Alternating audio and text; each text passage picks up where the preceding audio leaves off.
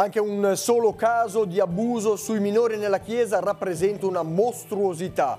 Parole molto forti da Papa Francesco a conclusione dell'incontro in Vaticano. Il pontefice ha proposto alcune linee guida concrete. Non supereroi ma chiamati a vivere come Gesù.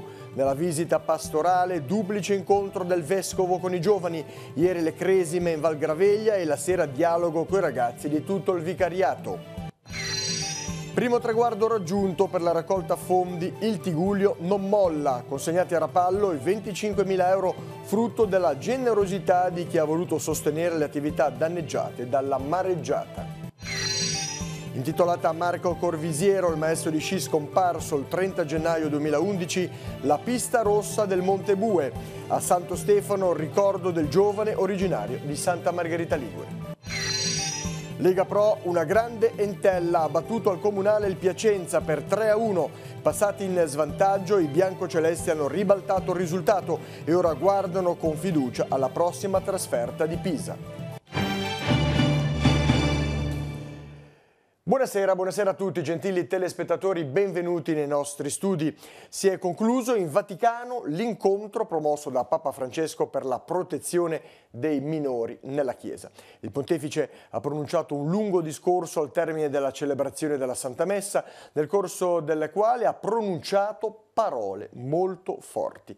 Anche un solo caso di abuso nella Chiesa rappresenta una mostruosità e sarà affrontato con la massima serietà. Ha detto Francesco, che ha aggiunto il grido silenzioso dei piccoli che in disonesti consacrati hanno trovato i propri carnefici, farà tremare i cuori anestetizzati dell'ipocrisia e dal potere. Vediamo il servizio che abbiamo realizzato. Un fenomeno dai contorni abominevoli. Secondo l'OMS nel 2017 fino a 1 miliardo di minori di età compresa tra i 2 e i 17 anni hanno subito violenze o negligenze fisiche, emotive o sessuali. Una mostruosità universale e trasversale che diventa ancora più grave e più scandalosa nella Chiesa. Nel discorso a conclusione dell'incontro sulla protezione dei minori, Papa Francesco rimarca che è il grido silenzioso dei piccoli che in disonesti consacrati hanno trovato i propri carnefici farà tremare i cuori anestetizzati dall'ipocrisia e dal potere. Ecco perché nella Chiesa attualmente è cresciuta la consapevolezza di dover non solo cercare di arginare gli abusi gravissimi con misure disciplinari e processi civili e canonici, ma anche affrontare con decisione il fenomeno sia all'interno sia all'esterno della Chiesa. Essa si sente chiamata a combattere questo male che tocca il centro della sua missione, cioè annunciare il Vangelo ai piccoli e proteggerli dai lupi voraci. Il pontefice riconosce nella rabbia giustificata della gente il riflesso dell'ira di Dio, tradito e schiaffeggiato, e vede chiaramente la mano del male che non risparmia neanche l'innocenza dei bambini, condannati anche a essere bambini soldato, minori prostituiti, piccole vittime del commercio di organi umani. A tutti i presenti Papa Bergoglio chiede umiliazione, accusa di sé, preghiera, penitenza e ricorda che la Chiesa, lontana da polemiche ideologiche e strumentalizzazioni, deve evitare i due estremi di un giustizialismo provocato dal senso di colpa per gli errori passati e dalla pressione del mondo mediatico e di un'autodifesa che non affronta le cause e le conseguenze di questi gravi delitti. E nella intensa mattinata di ieri la riflessione del pontefice all'Angelus si è concentrata su un punto centrale della vita cristiana: l'amore al nemico, un comando che ha generato nel mondo una nuova cultura. Non c'è nulla di più grande e più fecondo dell'amore, esso conferisce alla persona tutta la sua dignità, mentre al contrario l'odio e la vendetta la sminuiscono, deturpando la bellezza della creatura fatta a immagine di Dio. Questo comando di rispondere all'insulto e al torto con l'amore ha generato nel mondo una nuova cultura, la cultura della misericordia. È la rivoluzione dell'amore, i cui protagonisti sono i martiri di tutti i tempi. E al termine dell'Angelus il pontefice è tornato sull'incontro sulla protezione dei minori. Allargando lo sguardo ha espresso l'auspicio che si collabori con tutte le forze positive della società contro la gravissima piaga della violenza nei confronti di centinaia di milioni di bambini in tutto il mondo. Ascoltiamo un passaggio della riflessione del pontefice. Può partire. Vogliamo che tutte le attività e i luoghi della Chiesa siano sempre pienamente sicuri per i minori, che si prendano tutte le misure possibili perché simili crimini non si ripetano, che la Chiesa torni ad essere assolutamente credibile e affidabile nella sua missione di servizio e di educazione per i piccoli secondo l'insegnamento di Gesù. In questo modo sapremo collaborare con tutto il nostro cuore e con l'efficacia insieme a tutte le persone di buona volontà e a tutte le componenti e le forze positive della società in tutti i paesi e a livello internazionale perché si combatta fino in fondo in ogni sua forma la gravissima piaga della violenza nei confronti di centinaia di milioni di minori, bambine e bambini, ragazze e ragazzi in tutto il mondo. Secondo le 3 agenzie dell'ONU, il FAO, UNICEF e PAM, quasi 7 milioni di persone nel sud del Sudan nei prossimi mesi potrebbero dover affrontare un'insicurezza alimentare acuta. Il numero di persone che sono gravemente insicure dal punto di vista alimentare è già aumentato del 13% da gennaio dell'anno scorso. Tra queste circa 30.000 persone stanno già vivendo un'insicurezza alimentare estrema. Il rapporto mostra che l'insicurezza alimentare continua a essere causata dagli effetti combinati del conflitto, da una produzione alimentare insufficiente, dallo sfollamento di popolazioni di grandi dimensioni. Le persone povere sono state particolarmente vulnerabili agli alti prezzi dei generi alimentari e alla limitata disponibilità di cibo nei mercati. Prosegue il cammino della visita pastorale di Monsignor Tanasini nel vicariato di Sturla e Graveglia. Intensa è stata la giornata di ieri. Monsignor Tanasini ha amministrato il sacramento della Cresima a 11 ragazzi dell'ambito della Val Graveglia e in serata ha incontrato i giovani del vicariato. Vediamo. Il primo incontro vicariale della visita pastorale nelle comunità della zona di Graveglia e Sturla è stato quello con i giovani. Un dialogo aperto, semplice e schietto con il pastore della diocesi, iniziato con il filmato sul campo estivo vicariale della scorsa estate. I ragazzi, divisi nei 4 ambiti da cui è composto il vicariato, hanno preparato alcune domande per Monsignor Tanasini, esprimendo i desideri per la loro vita di fede e per il cammino che stanno affrontando nello studio e nel lavoro. Ci siamo impegnati per ricercare un po' questa domanda da porre in questo momento di difficoltà che il nostro gruppo un pochino sta affrontando per le scelte che dobbiamo prendere nella vita, sia a livello che lavoro andremo a fare, sia per il percorso che facciamo, visto che siamo anche animatori, quindi se davvero crediamo in quello che insegniamo ai ragazzi, cerchiamo di trasmettere loro. E i giovani hanno bisogno di sentire la parola di una persona che in mezzo a noi è padre, è pastore, e abbiamo bisogno, credo davvero, della sua saggezza per poter continuare il nostro cammino. L'incontro della sera è stato preceduto la mattina da un altro appuntamento dedicato ai più giovani, ovvero ai ragazzi che hanno ricevuto il sacramento della Cresima in Val Graveglia. La messa è stata l'occasione per un nuovo incontro con le 10 parrocchie di questo ambito che hanno avuto modo di dialogare con il Vescovo nel corso di un'assemblea alcuni giorni fa. Monsignor Tanasini ha amministrato il sacramento della Cresima a 11 ragazzi. Per loro ha formulato un suggerimento traendo spunto dalla liturgia del giorno e dall'invito di Cristo ad amare i propri nemici, una cosa, ha detto, che sembra da supereroi. Col sacramento della Cresima, con il dono dello Spirito Santo, noi siamo uomini celesti. Uomini celesti vuol dire come Cristo. Immaginate come sarebbe bello il mondo in cui viviamo se davvero noi seguissimo questo esempio, questo modo di vivere. La celebrazione si è tenuta nella chiesa parrocchiale di Pontori. Ci sono tanti giovani, ci sono tante nuove famiglie, negli ultimi anni si sono fermate tante famiglie che hanno riattivato un po' la popolazione con gioventù, via.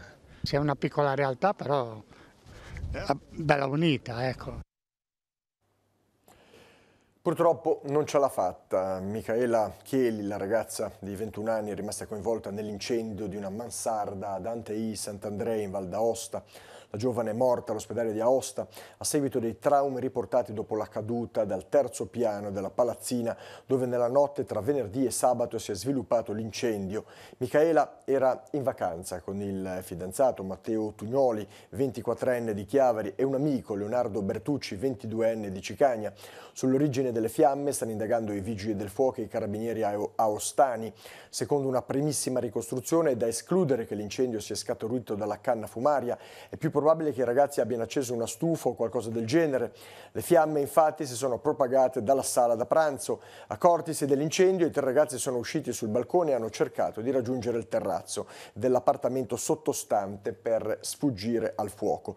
I 2 ragazzi sono riusciti nell'intento e hanno riportato solo lievi ferite. La giovane invece è caduta dal terzo piano e ha riportato ferite gravissime.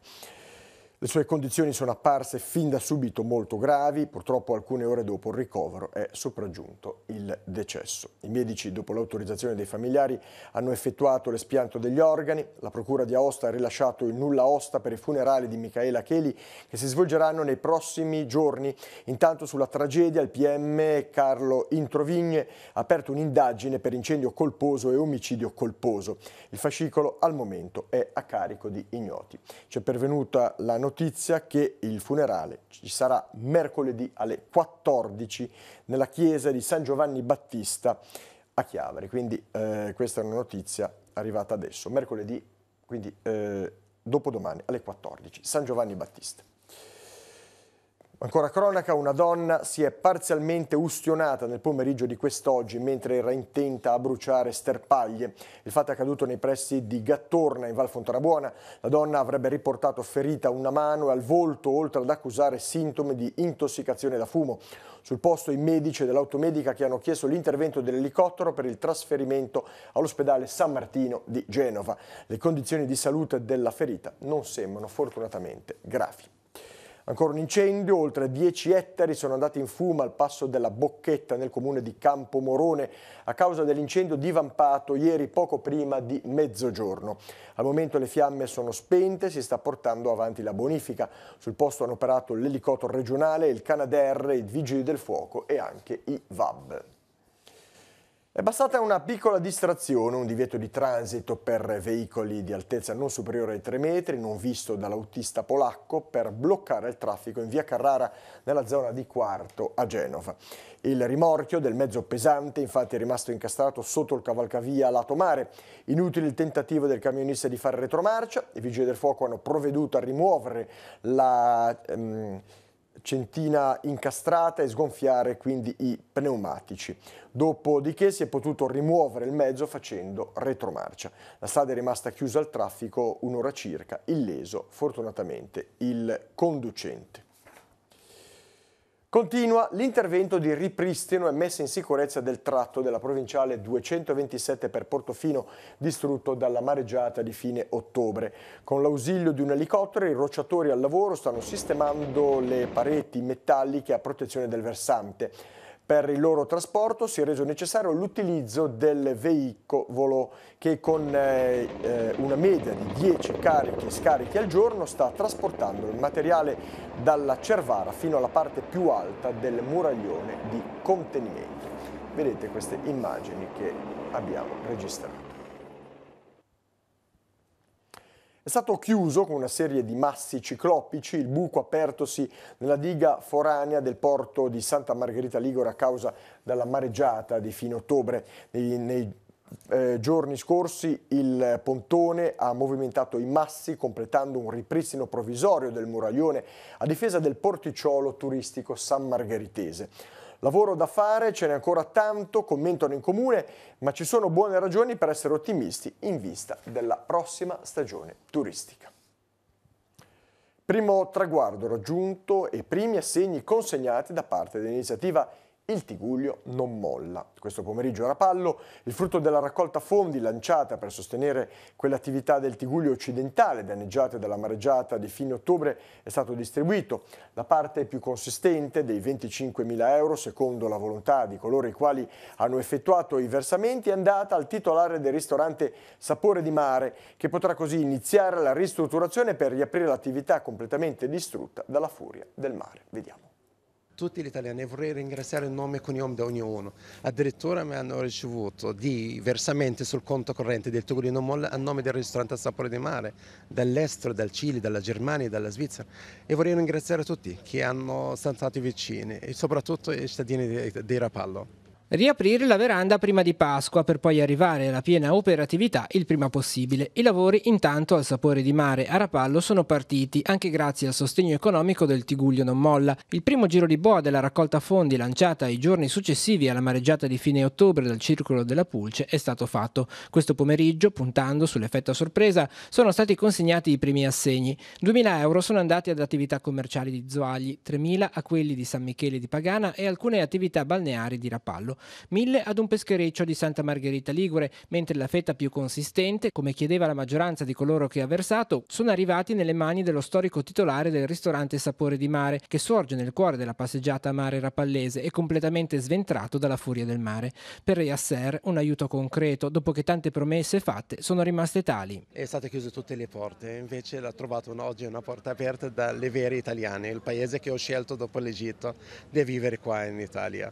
Quindi il lavoro all'interno sono riuscito con il poco che avevo in Egitto dal mio accumulo di dare un acconto di piastrellare, dare un po' di rinfrescata, e oggi con l'acconto che ho avuto sono riuscito a pagare una parte dell'IVA della fattura, perché è molto grossa, della cucina, dei tavoli, degli arredamenti dell'attività. La raccolta fondi, che ha visto la partecipazione dei comuni e delle associazioni dei commercianti del Tigullio occidentale, adesso continua nei prossimi mesi, cercando di rispondere anche ad altre realtà che ne faranno richiesta. Tutti coloro che ne hanno ancora necessità sono pregati di farcelo sapere, in quanto verranno chiaramente accontentati per quello che possiamo nella seconda fase. Ovviamente non andiamo a pagare i danni, è solamente un abbraccio che facciamo innanzitutto a chi ha donato e a chi riceve, per dirgli: non mollate, siamo con voi, ce la faremo, e a Pasqua noi siamo sicuri che tutto il Tigullio, compreso Rapallo che sta lavorando all'Acremente, sarà pronto ad accogliere i turisti e quindi a riempire le nostre attività. Una notizia luttuosa: è mancato a Rapallo improvvisamente Mario Fracchia, l'ex assessore ai lavori pubblici del comune nella giunta Campodonico. Era dirigente amministrativo e stimato professionista. Ne dà notizia il sindaco via Facebook. Lascia la moglie Antonella, le figlie a cui vanno le condoglianze e la preghiera da parte di Teleradio Pace. Sulla destinazione dell'imposta di soggiorno per il 2019 a Rapallo si sono riuniti amministratori comunali e rappresentanti delle associazioni di categoria. È stato redatto un protocollo d'intesa in cui sono stati fissati alcuni punti: la destagionalizzazione degli eventi e dell'offerta turistica, la creazione di un brand di promozione degli eventi e del territorio, la conferma di eventi di qualità, realizzazione di manifestazioni inedite in grado di richiamare a Rapallo il pubblico delle grandi occasioni. L'intento è quello di predisporre un cartellone condiviso delle iniziative e promuovere manifestazioni che possano incentivare gli imprenditori a usufruire della legge regionale, che concede tra l'altro un bonus aziendale di 3.000 euro per ogni contratto di lavoro di almeno 8 mesi. Saranno 2 le nuove manifestazioni che arricchiranno il cartellone delle iniziative proposte per la stagione primaverile ed estiva di Santa Margherita Ligure. La prima, in programma ad aprile, sarà il Festival della Disobbedienza Premio Pivano. A ottobre andrà in scena invece il Santa Fashion. Queste si andranno ad inserire nell'ambito delle manifestazioni già programmate per fare da catalizzatore e ampliare la stagione turistica. Di tutto questo se ne è parlato nel corso dell'incontro che si è svolto in comune tra l'amministrazione, gli albergatori e i rappresentanti delle Camere di Commercio, avente come tema l'accordo siglato tra le parti per l'utilizzo dei proventi della tassa di soggiorno. È stata intitolata a Marco Corvisiero, il maestro di sci scomparso il 30 gennaio 2011 a causa di una slavina, la pista rossa del Monte Bue. Sulla vetta è stata messa una targa da parte degli amici dello Sci Club e dell'amministrazione comunale. Ieri mattina a Rocca d'Aveto si è svolto un momento di ricordo del giovane originario di Santa Margherita. Vediamo. Marco era una persona speciale, una persona sempre col sorriso, positiva, amava il suo lavoro e oltre a questo era anche un amico. Un Un grande appassionato della Val d'Aveto, amante della montagna e della natura, non perdeva occasione per recarsi a Santo Stefano, luogo che amava e nel quale tornava appena riusciva. Qui lo vediamo con gli sci ai piedi scendere dalla vetta del Monte Bue. A Marco Corvisiero, maestro di sci originario di Santa Margherita Ligure, scomparso il 30 gennaio del 2011 mentre sciava fuori pista sul Monte Bue travolto da una slavina, è stata dedicata la rinnovata pista rossa, recentemente omologata dalla Federazione Italiana Sport Invernali. Nel corso di questo fine settimana si sarebbero dovute disputare le gare di slalom regionale, ma la poca neve ha fatto sì che l'appuntamento non si svolgesse, così come il vento forte non ha permesso di salire in quota domenica mattina per andare a scoprire quella targa che gli amici e l'amministrazione comunale hanno voluto dedicargli. Non è mancato però il momento del ricordo del giovane che si è svolto nell'area della partenza della seggiovia a Rocca d'Aveto. Marco amava la Val d'Aveto, per questo lui non perdeva occasione per venire su, sia d'inverno che d'estate, e anche di sera. A volte partiva col suo cane e veniva qui sul Bue a fotografare le stelle, e quindi sicuramente questo gesto che è stato fatto è sicuramente molto apprezzato anche da lui, e lui sarà sempre qui. Oggi più che mai è bello vedere come Marco abbia saputo, nelle sue relazioni, col suo lavoro, con le sue amicizie, con la sua passione, lasciare un segno anche a Santo Stefano. Ma conoscendo Marco non poteva che essere così. Ha affrontato la sua strada, che non è sempre in piano, tante volte molto tortuosa, e lui ha fatto il suo di percorso, in un posto che ha sempre amato, che gli è sempre piaciuto, e quindi un ricordo e un saluto col sorriso per lui, perché se lo meritava. Il sindaco di Chiavari, il dottor Marco Di Capua, ha visitato i depuratori di Recco e di Quinto insieme ai consiglieri Alberto Corticelli e Paolo Garibaldi, e a Sergio Chiappe, delegato comunale in Iren Acqua Tigullio, e a Marco Fiorini di Iren. Nel corso della visita sono stati illustrati i tempi e le fasi del processo di depurazione dei due impianti che, utilizzando la tecnologia a membrana, hanno un basso consumo energetico e producono acqua utilizzabile per la rete cittadina. Per Chiavari, ad esempio, si potrà sfruttare l'acqua per il porto e per la colmata. I tecnici di Iren, che ha a carico la realizzazione dell'impianto, hanno illustrato gli esempi di riqualificazione urbana che sono stati realizzati sulla copertura dei due impianti. Di Capo ha dichiarato che l'area al di sopra del depuratore di Chiavari sarà a sua volta fruibile da famiglie e turisti, sarà protetta da nuove opere di difesa mare e verrà ampliata grazie al prolungamento della passeggiata con annessa pista ciclabile, ristoranti e bar. Il tutto circondato da un polmone verde di alberi ad alto fusto. I parcheggi rimarranno gratuiti, ha aggiunto Di Capua, ma saranno coperti da una soletta con destinazione d'uso variabile. Il campo da calcio a 11 sarà dotato di spalti a gradoni, diventando così un'arena che potrà essere utilizzata per vari eventi. Arriva a Sesti Levante Pedone Sicuro, un sistema che rileva la presenza di un pedone in procinto di attraversare la strada e illumina a LED l'attraversamento, intimando agli automobilisti di fermarsi. Pedone Sicuro sarà installato in via Sperimentale in corrispondenza di 3 attraversamenti pedonali, uno in piazza Ponte Santo Stefano all'altezza della Scuola dell'Infanzia, uno in viale Mazzini all'incrocio con via Torino e l'ultimo in via Fasce. Il mancato svuotamento delle isole ecologiche, delle frazioni collinari di San Colombano Certennoli, i nuovi possibili confini del parco di Portofino e ritardi nella realizzazione del parcheggio pubblico in località Mezzavalle di Celesia sono i temi che i consiglieri comunali di minoranza del gruppo Territorio e Sviluppo, Claudio Solari, Mirko Aste e Sergio Vaccaro, chiedono che vengano affrontati nel corso del prossimo Consiglio Comunale. A questo proposito hanno depositato 3 interpellanze. Le comunità parrocchiali del Tigullio occidentale e la Caritas diocesana si interrogano sulla cura e la custodia del creato, casa comune, come l'ha definita Papa Francesco alla luce della violenta mareggiata che ha colpito il territorio del Levante Ligure lo scorso mese di ottobre. Un'occasione di riflessione e rilancio di prospettive partendo dall'enciclica Laudato Si e quella in calendario giovedì 28 febbraio alle 21 nella Basilica dei Santi Gervasio e Protasio a Rapallo. Titolo della serata: Dopo la mareggiata. Relatore della serata sarà Enrico Giovannini.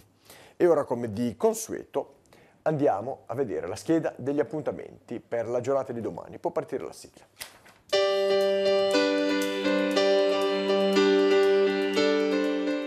Appuntamenti in agenda per martedì 26 febbraio. Il Museo Scientifico Sanguinetti Leonardini è aperto alle visite dalle 9 alle 12 nei locali del Seminario Vescovile di Chiavari. Sono esposti più di 300 apparecchi datati intorno ai primi anni dell'Ottocento. Sempre a Chiavari, a Palazzo Rocca, dalle 9 alle 14 è aperto al pubblico il Museo Archeologico. Su prenotazione è possibile usufruire del servizio didattico a cura del personale interno.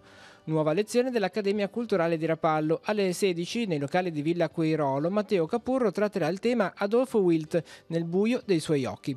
Giovanni Battista Vigo, facchino da carbone e poeta nella Genova dell'Ottocento, sarà invece il tema della conferenza in programma alle 16:30 nella Sala Livellara di Via del Pino a Chiavari, nell'ambito dei corsi di cultura genovese. Se ne parlerà con Cesare Dotti.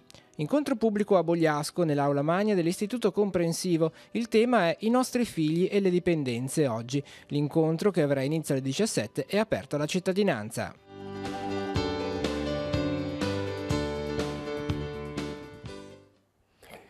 Passiamo allo sport, calcio, Lega Pro, una grande Virtus Entella, ha battuto 3-1 il Piacenza allo stadio comunale di Chiavari, sfoderando un'altra prestazione di spessore dopo quella messa in mostra contro la Pro Vercelli. Biancocelesti, passati in svantaggio al 18° del primo tempo con la rete di Porcari, hanno dapprima pareggiato con Caturano al 28°, poi siglato la vittoria con le reti di Nizzetto al 39° e di Mota Carvaglio al 3° della ripresa. Grande entusiasmo in casa biancoceleste anche per il primo posto in classifica a 52 punti. Le interviste curate dal nostro Nicolò Pagliettini. L'Entella vince 3-1, batte una diretta concorrente per la corsa alla Serie B e adesso può davvero sognare. Partita di cartello che non ha disatteso le aspettative, loro bene. Grande pubblico, quindi mi è piaciuto molto il loro approccio, devo dire la verità. D'altro canto, se noi siamo partiti così male è anche per merito loro, che hanno preso metà campo, ci hanno messi lì. Noi abbiamo avuto il torto di lasciare troppo spazio a metà, eravamo un po' staccati, eravamo un po' timorosi e via. Loro hanno creato 2 buone occasioni e poi hanno fatto gol. E da lì però è cambiata un po' la partita. Abbiamo alzato un po' il baricentro, la difesa è salita di 15 metri minimo, abbiamo fatto gol e poi il secondo gol era una situazione, sapevamo che loro sui piazzati comunque lasciavano molto spazio al limite al tiro, abbiamo anche sfruttato un po' il vento e poi la partita è cambiata. Giocare contro squadre che giocano a pallone come il Piacenza, che hanno provato a mettervi in difficoltà per le vostre caratteristiche, è meglio? Sì, sicuramente sì, perché comunque giocando anche loro magari ti lasciano un po' più di profondità, un po' più di gioco.